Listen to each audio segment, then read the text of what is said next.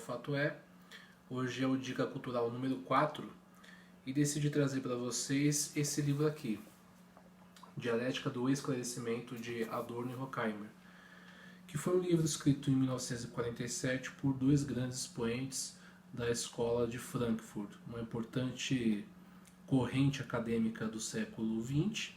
Essa obra praticamente foi escrita durante o nazismo, e é importante lembrar que a Escola de Frankfurt foi um grande expoente do pensamento marxista moderno, com grande influência de grandes pensadores, até mesmo pensadores fora do marxismo, como Max Weber e até mesmo Freud, pelo qual nós discutimos no Dica Cultural número 1.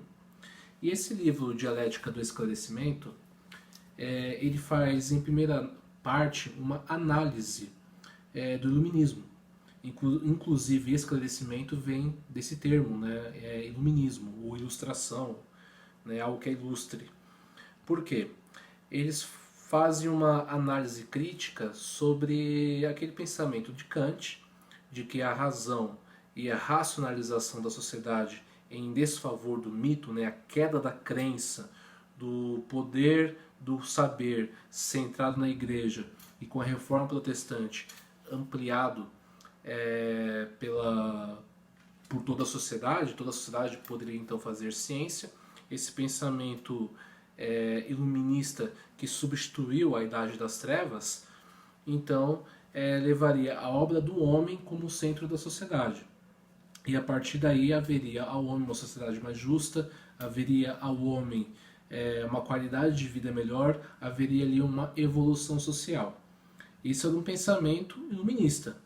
Mas, segundo a dialética do esclarecimento, de Adorno e Horkheimer, eles acreditam que isso não ocorreu, muito pelo contrário.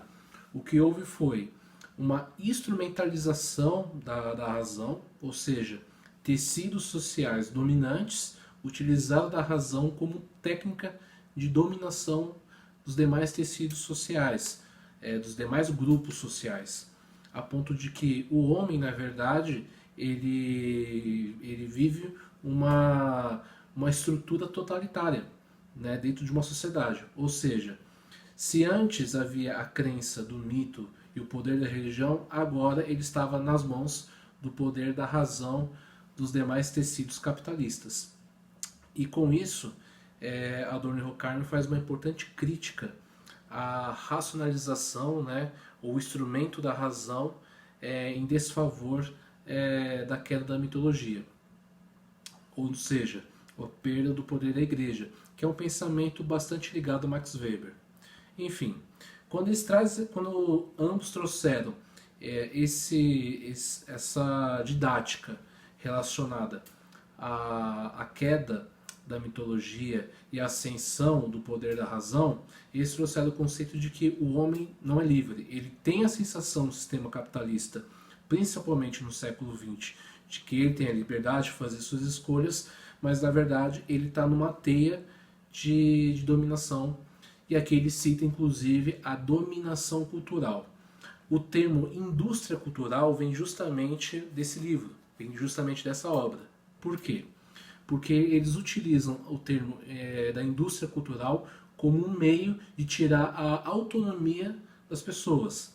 Essa falsa crença que todos nós somos livres, ele também parte do princípio de que se há uma dominação cultural através do entretenimento, através da cultura e da arte sobre todos nós.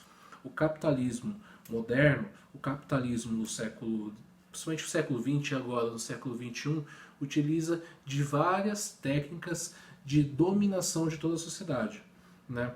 Esse tecnicismo, né, cultural da indústria, com maior poder de gravação de músicas, por exemplo, com filmes, com cinema e toda forma de entretenimento técnico bastante elevado, mas, no entanto, com uma linguagem bastante simples e superficial e pouco poética, é um dos instrumentos, segundo Adorno e Horkheimer, de dominação, porque você deixa a sociedade e o indivíduo alheio de toda forma de contestação, de autonomia social. Bom, É um livro bastante prazeroso de ler e que se adequa muito à realidade que nós estamos vivendo hoje, durante essa pandemia do coronavírus. E por quê? Porque nós estamos hoje num momento onde as pessoas estão procurando cultura, já que estão em isolamento social. Elas estão procurando cultura nas lives, elas estão procurando cultura na televisão, na internet, nas redes sociais e em especial também nos programas diários de entretenimento. E aí fica o grande questionamento, que é o grande debate hoje do Dica Cultural. Com esse termo, com essa terminologia indústria cultural, que certamente avançou muito no Brasil nos últimos 2 décadas, nos últimos 20 anos, qual é o nível da nossa arte hoje contemporânea? E eu entendo que vários de vocês que me assistem e que, mesmo que não leram esse livro, já se deram conta da queda da qualidade da nossa cultura. Quando eu falo cultura, é produção artística. Se antes nós tivemos aí inúmeros, e ainda temos, né, inúmeros compositores, intérpretes, mas que faziam verdadeiros poemas em formatos de música, poetas mesmo, com bastante fama, hoje a nossa indústria cultural, ela basicamente é ligada à forma de música e forma de interatividade, é ligada a assuntos com todo respeito banais, como bebida, como relacionamentos e pouca técnica na composição dessa arte. E todo esse problema é enfrentado na dialética do esclarecimento. Aí fica o nosso debate de hoje. Você concorda que a nossa produção cultural brasileira ela caiu nos últimos anos? E qual é o papel dos artistas e qual é o papel dos produtores culturais, dos grandes ícones da nossa interatividade social, digamos assim, no contexto político, né? O Brasil ele vive, de fato, nos últimos anos, um certo turbilhão. Ele vive, de certa forma, uma época bastante perturbadora, de bastante insegurança jurídica, insegurança política.